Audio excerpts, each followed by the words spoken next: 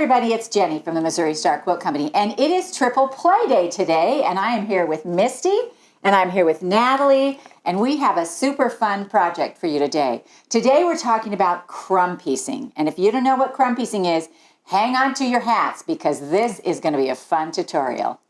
So today we're going to start with my quilt. This is traditional crumb piecing, and if you'll take a look at the quilt behind me, every single one of these little pieces is just different and sewn together. And the idea behind crumb piecing is just that you take all your little scraps and you just sew them together to make fabric, to make a bigger piece of fabric. Even my border out here, it's a lighter border, but it's all tiny little strips that I've sewn together to make this little border. So this is traditional crumb piecing, and I'm going to show you how to do that. And so I have a bin, and let's face it, I have a large bin behind my desk. This is a small bin I brought over here to show you.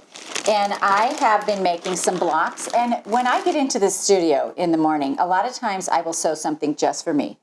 And I will do blocks like this. And I will sew pieces together until I get enough to make a block, and I just make mine into 10-inch squares like this. So there's crumbs in all steps of how they're coming together in my bin here, and I just want to show you how I do that and how I get started and then how we turn these into crumbs.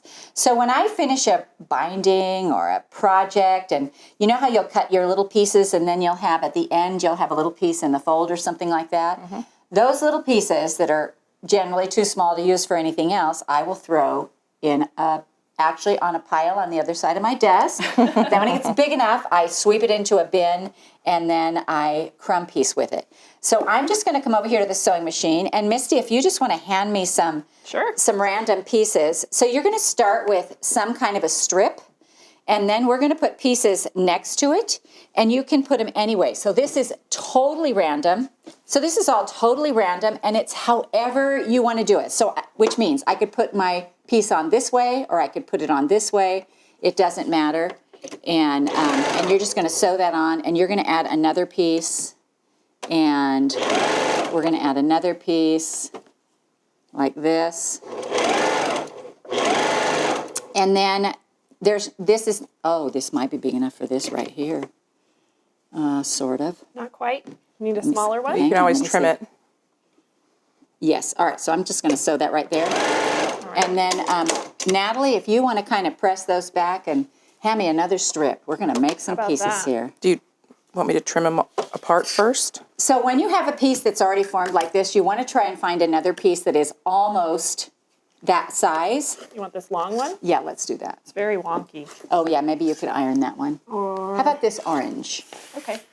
And so then I'm just going to sew this along the side. Now, I do have to tell you, when you're making crumbs, you have to determine for you what is a crumb. So I had a bunch of these up on my design wall, and Natalie said, those aren't small enough to be crumbs. And so I brought the whole blocks down and whacked them up again and sewed them back together.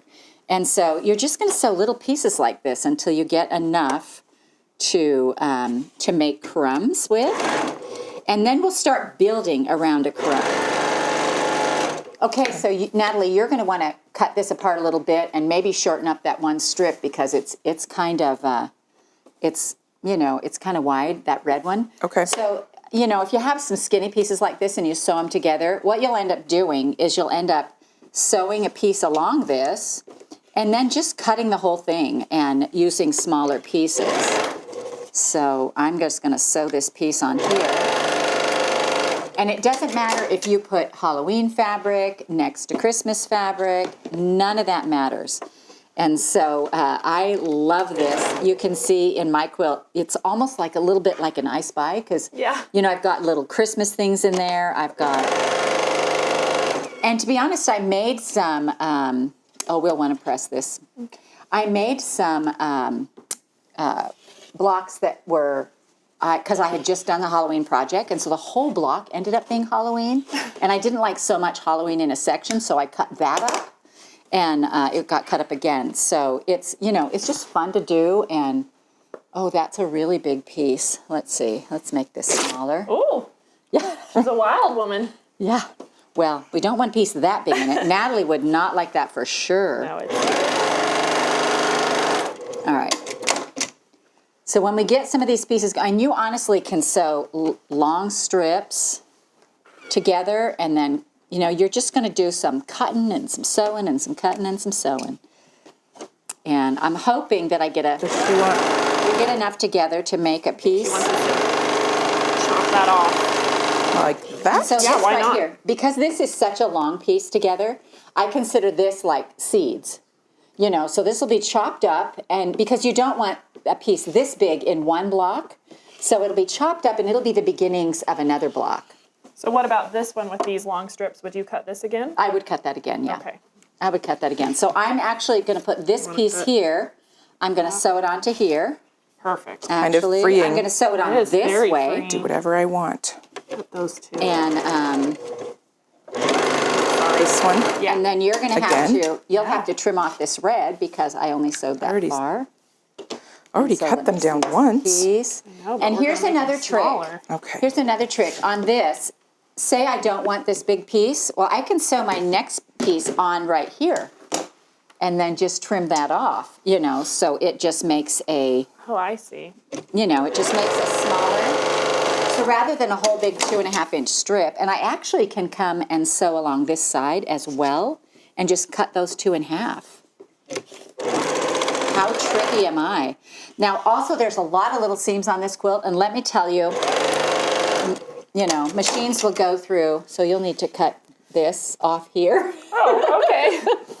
It's a little tricky. This one's got me a bit confused. There's a lot happening. It's all right. All those little pieces will add to something else. She wants me to trim that off. Oh, right in the middle, huh? Yep. Ish. And then we're gonna press that back, I think. Okay. All right, so All here's right, this then. piece, And and I can put this over here. Perfect. Nope, I can put that there.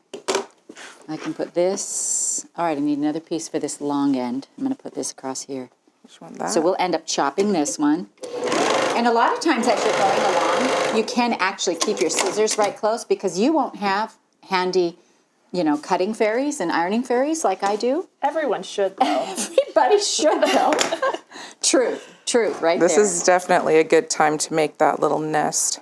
Yeah. Yeah, it truly is. Have your ironing station and your cutting station close by. Your seams do not have to be straight. They do not have to be, Hopefully you don't have to cut straight either, because we're not. no, you don't have to cut straight. The seams don't have to be straight. Nothing matters. It's super freeing on this. It is. It's really fun. All right, so I think this piece enough now is to add to this. So I'm going to put it on this. Nope, these two will match up. All right, if you will trim, the reason I How can't about do this way, piece? Will this piece work?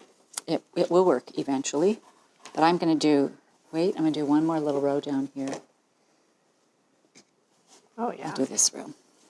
That should go there for sure. I could definitely build it out.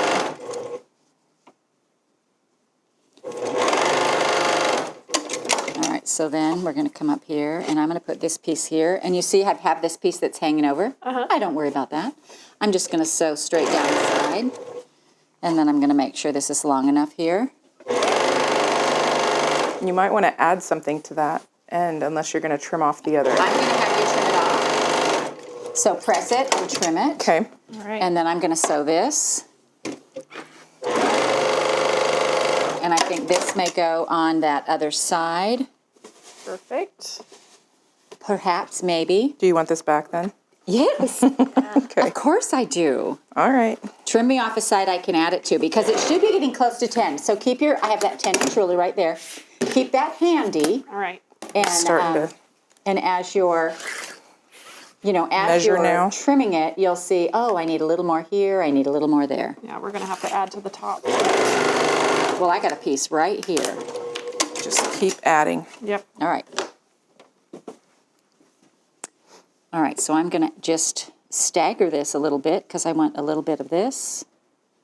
And it looks like I don't need any of that row, but I will come this way. I'm not worrying about what way my seams are laying. I'm literally not worrying about anything. All right, so then you'll trim that.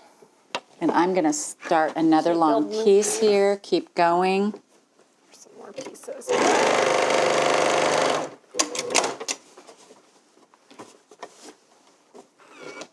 That's a cutie patootie.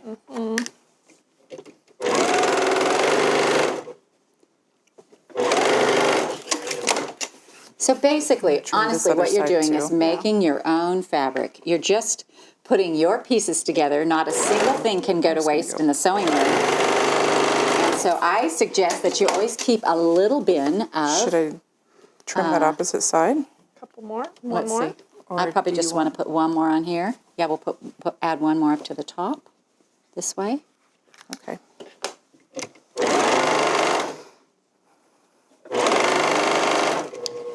And then I'm going to put this over here. You could put on the other side if you want. On this The side? whole other side, yeah. Yeah. Oh, that's a good idea. All right, and I'm going to start, this end comes up a little bit, so I'm going to start this way and just sew down the side. Make sure my pieces are semi-lined up.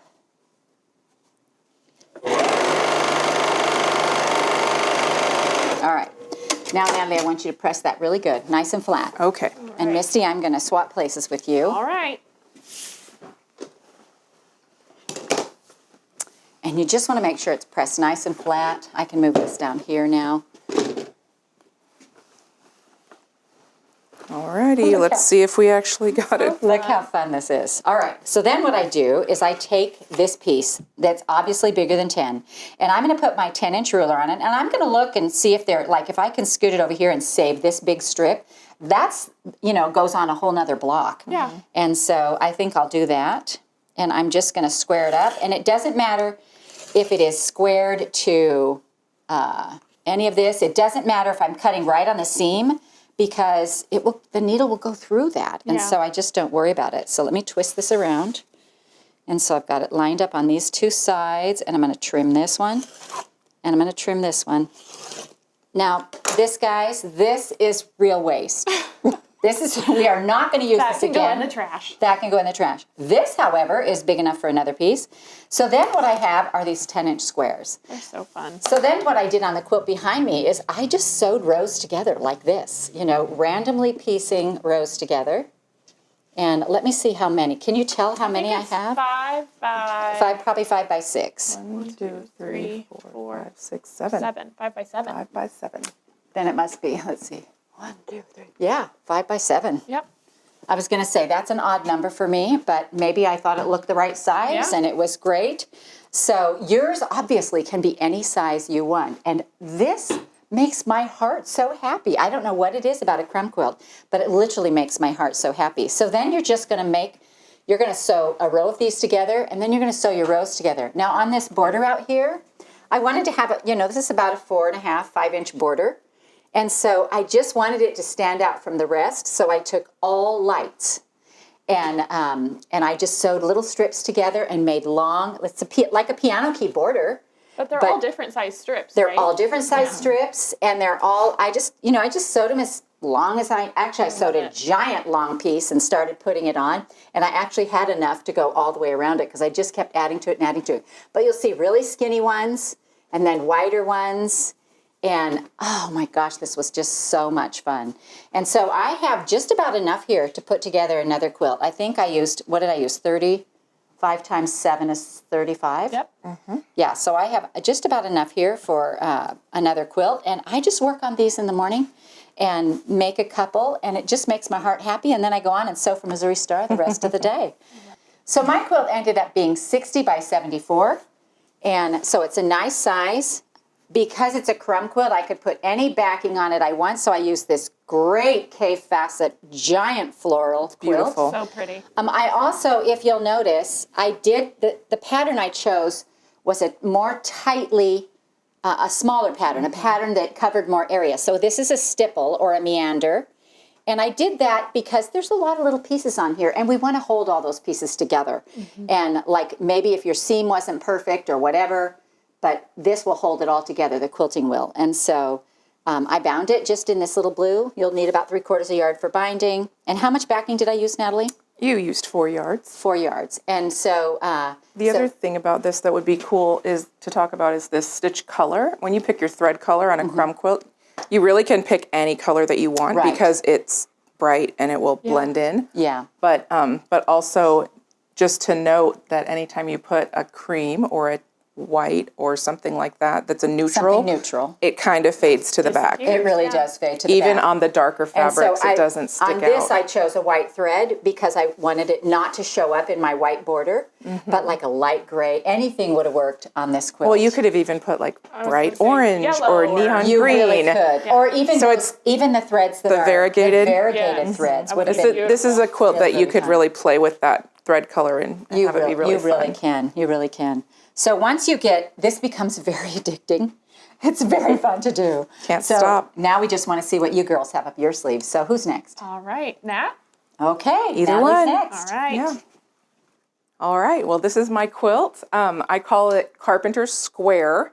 It's actually a traditional block name for this pattern, and I decided to just blow it up and make a giant quilt out of it. It looks awesome. I love it. People are going to love this. Yeah, and it's super simple. It's all 5-inch squares and a bunch of crumbs that I cut into 5-inch squares as well. I love that. Okay, so to make my quilt, you'll need a fat quarter bundle, and I used the Bloom On by Maywood Studios. You'll need 2.5 yards of background, and I used this dark gray because I thought it would stand out really nicely against this fat quarter bundle. really does. But you can, adjust your colors to whatever fabric line you're using. And then my outer border and backing and binding is this lovely green. You'll need 1.5 yards for your outer border. Backing is 5 1/4 or 2 3/4 yards of a 108. But so 5 1/4 is your total yardage needed. But I ended up piecing mine because I didn't quite have enough of the yardage, and Misty and I are sharing a line this time. So you can do that. Feel free to piece your backing and do whatever. It's a crumb quilt, right? Yeah, exactly. Might You can as well. sew pieces Let your together. imagination Even the back go can be wild. Pieces, right? Just needs to be big enough to cover the size of your quilt. This quilt is 74 by 83. And this stitch pattern is one of my favorites that we have on our site It's a new now. pattern, yeah. Well, we've had it a while, but we just don't use it very often. And so I thought, let's give it a look. It's called Circles and Lines, and I think it's very modern and, fresh. And I think it's perfect for this pattern. I love agree. it. I love it. All right. So show us how you did this. So this is super simple. I started by taking out a couple of fat quarters that were solid-ish that could make these lines of color through here. So I picked a couple of green ones and a couple of orange ones.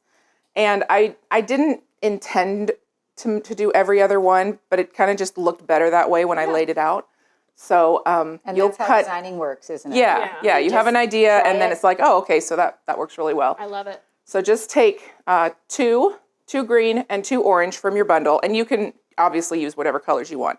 They could be pinks or purples or whatever. Even if they did it my way, it could be like a solid red and a solid, Yeah. whatever. Yeah, you just have to decide which colors you want to put in those places, and then cut those fat quarter bundles into 5-inch squares. Your background is also all 5-inch squares. Okay.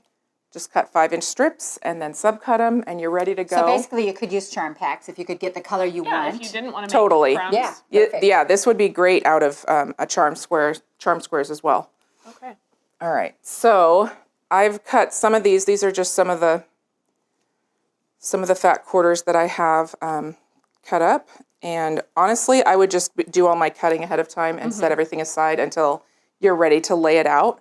Yeah, because it really is all in the layout with this, right? Totally, Yeah. totally. Everything is a 5-inch square, including your crumbs. So having a fat quarter bundle was a little bit trickier because it's not how you traditionally do crumb piecing. Crumb piecing usually starts with a bin, like Mom did. So fat quarters, though, let's explain this. So a fat quarter is a piece of fabric that is 18 inches wide, and it's cut at the fold. And fat quarters were the original pre-cut. Yeah. Let's give them some It's a love. good way to get And- a lot of different fabrics. Right, and so you get a fat quarter, which means it's quarter It's a yard quarter is 10 yard. inches, 9. but it's or 9. But this is twice that, so 18 by 20 piece.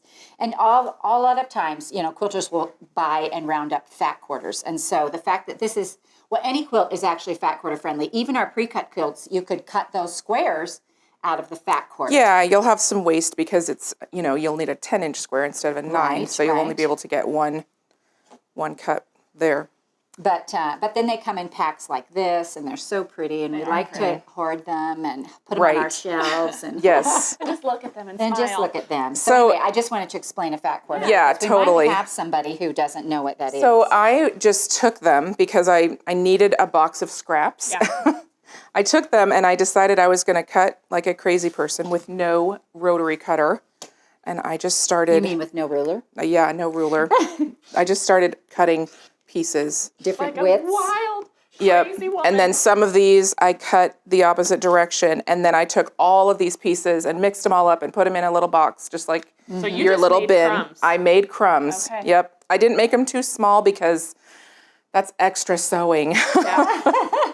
But then I just started piecing them together in pieces like this. And then I added pieces just like Mom did. Yeah. Here's You a can- bunch of little pieces. Yeah. So you just build up as you go. Same, And a lot of same this- process, A lot really. of these fabrics are mediums, and so Yeah. you don't have a lot of contrast between them. But when you look at, you know, at the end of the day, when you look at this up close, you can see the crumbs, and it's just adorable. It's really fun, yeah. Yeah. really So fun.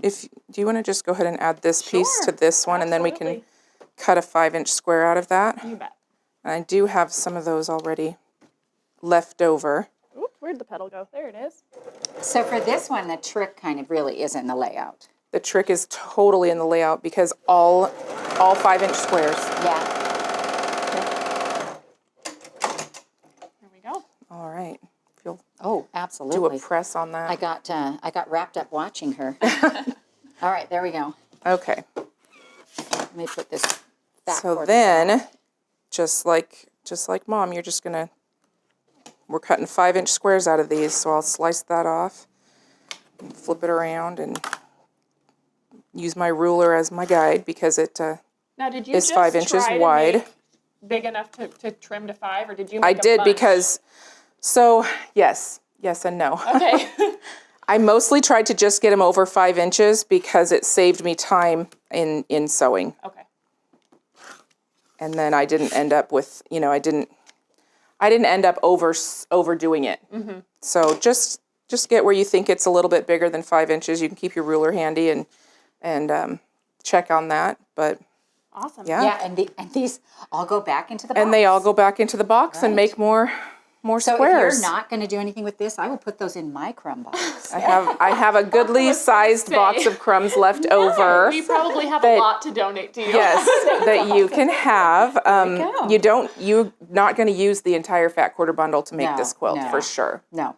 So There's something about crumbs that I think they just like multiply. they do. bigger It's than ever- crazy. Yeah, All scraps. scraps. Yeah. When you're not looking, they just just grow. Yeah. They All go of us knows bigger that. and bigger And and if you bigger. share them, it's even worse. It's even worse.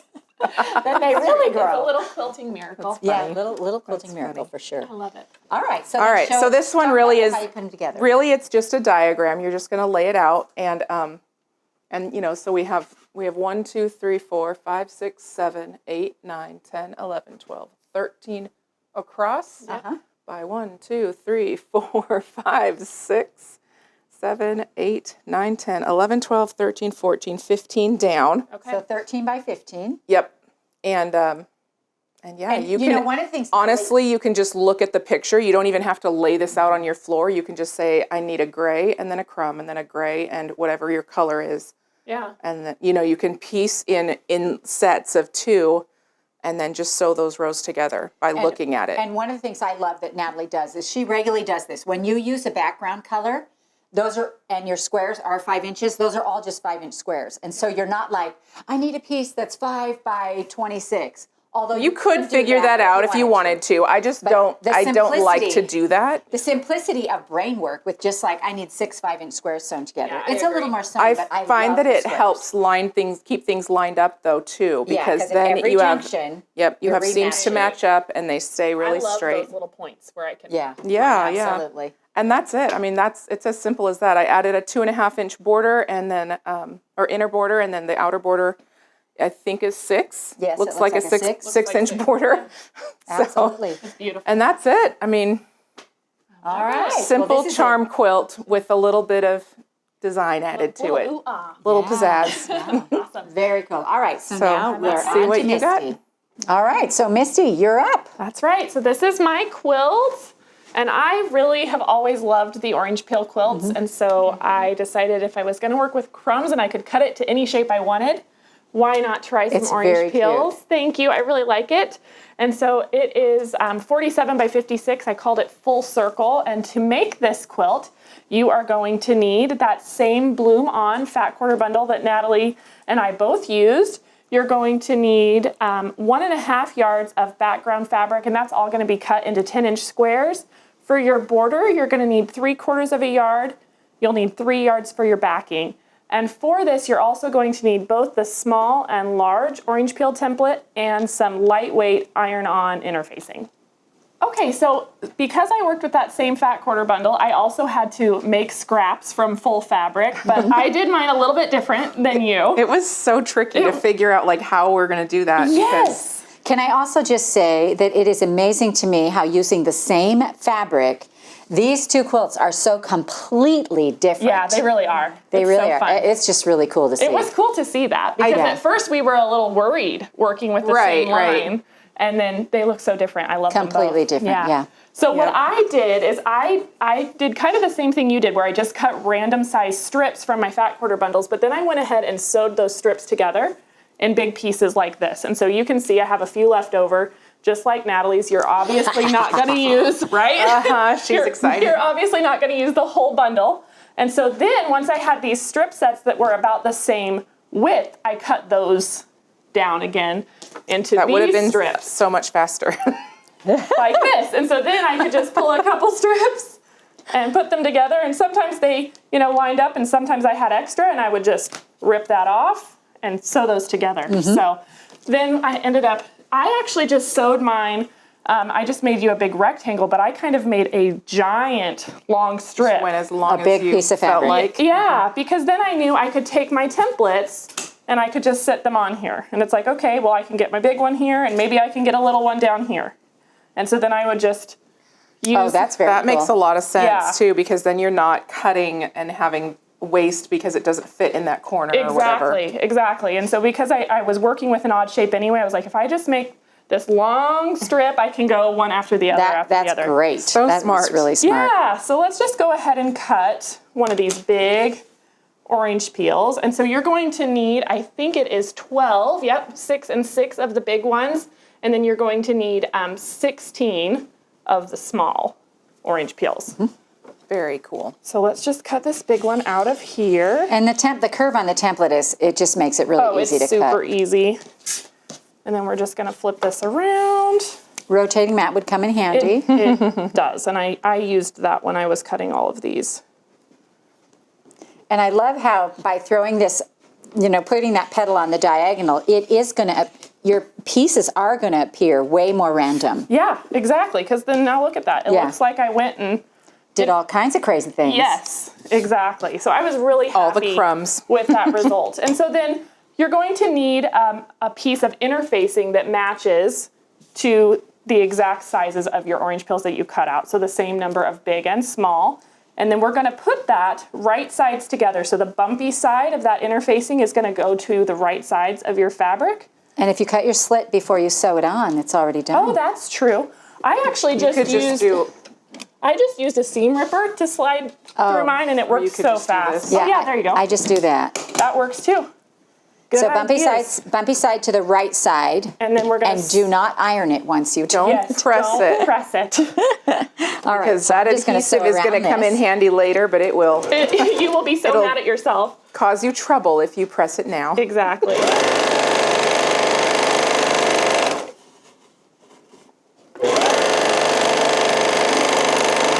And I'm just sewing right along the edge of this, and I actually Exactly. did not have to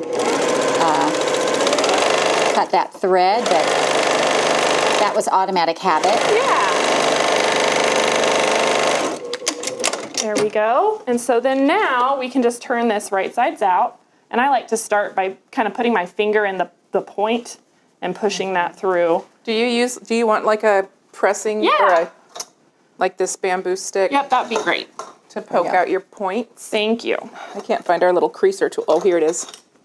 This one will be really helpful too if you wanted to like go along the edge of the inside. Any type of tool. These little creaser tools are really handy. So just remember, across the board, this is a great way to do applique. Yeah. You are putting your interfacing on there, so now all your edges are turned under, and then you're just going to press it in where you want it to go, and then you can hand stitch it or machine stitch it, either one. Yeah, I did this by machine because I'm not crazy about handwork at this phase in my life. Just don't have time for it. I get that. It's a little tricky. But there we go. And again, don't press it, because this is now the adhesive side, and so it'll either stick to your pressing mat or to your iron. So I just kind of finger press until I'm happy with it. And then I just put that on 10-inch squares. I had a pack of pre-cuts, so these are pre-cut 10-inch squares, but it's written for yardage. Which is only because you don't use the whole pack on this quilt. So if you have pre-cut squares at home, you can use them for this project. Absolutely. But if you're buying yardage for the quilt, it'll actually be cheaper for you to buy the yardage and cut the squares yourself. Yeah. But you can still totally buy a layer cake. I actually keep several rolls, and I do too. You know, when it goes on sale, I pick up the layer cakes and everything, and I just keep them there because I often don't use the whole thing. Exactly. But you know, we always use white, we always use beige, we always use black. Just make sure you keep your colors in the same piles, because if you have different brands, even though one is white, you know, if they're both white, then they might be a different shade. Yeah, that's right. So just keep your manufacturers and your packages in the same stacks. Okay. Good tips. All right, so now we're going to press that on. Okay. And you're just eyeballing it, right? I just eyeballed it corner to corner. All right. This looks really pretty. I really loved watching it come together. Yeah. It was super fun. And I think it would be absolutely beautiful in print fabric. You don't have to make it out of crumbs. Exactly. I feel that way about all of our quilts. Like mine in particular, because you could weave those colors and make it look very very woven, kind of, and depending on which color you put on top, or if you did a medium where they it would almost look cross. like buffalo check. Yes, a little bit. Yeah. So it's a great one to play with color. You do have to really press because of all the seams. So flip it over and press from the back side. Okay. That's what I was just going to say. It's not one to stick very good because of all those seams. But I'm also not very patient. Yeah. You do have to take your time to make sure that it will fuse. And then once it's all set, you can either just top stitch, hand stitch like Jenny said, and I did a little blanket stitch on mine all the way around. My suggestion would be to go ahead and just stitch them as you go. Yes. Because then it won't come back up later lift. And you won't have to wrestle. Exactly. Yeah, not only that, you don't have to wrestle a whole big quilt under your sewing machine. Exactly. And so then you just turn these to get the different directions. See, she did this little blanket stitch. Little blanket stitch along the edge. You could do a zigzag or feather stitch. Yes. Exactly. And so then for the small ones, they're cut out and done the exact same way, but you put 4 on a square. And you can see I just pressed a line in half both directions so that I could eyeball each of those and point them to the center. Have them spaced exactly how you want. Exactly. That's really smart. Exactly. And so then these are your 2 blocks. And I blanket stitched those just like the large ones. And it's just as simple as that. The small ones run down the center, and then you build out your large orange peels on top, and you have solid 10-inch squares in your 4 corners. That's so great. Nice so quick and easy, really simple. It's just a 5-inch border on this. Really cute. So what about for your back? I used the green, and then the quilting pattern is the curly twirly flowers, which I love. It's so cute. So cute. Yeah, that's one of our favorite patterns. Yeah. All right, well, there you have it. That's it. So we hope you enjoyed today's tutorial on crumb piecing. It's been really fun for us, stretched all of our creative minds a little bit. We've enjoyed it a lot. We hope you have fun with it too, and we hope you enjoyed this triple play from the Missouri Star Quilt Company. Hi everybody, it's Jenny from the Missouri Star Quilt Company, and I am here with Natalie and with Misty, and we hope you enjoyed watching our latest triple play. You can find us together on the 3rd Friday of each month as we hit another tutorial out of the park. If you aren't already part of the Missouri Star Quilt Company family, be sure to subscribe and click that bell to be notified each time we release a new video. See you next time.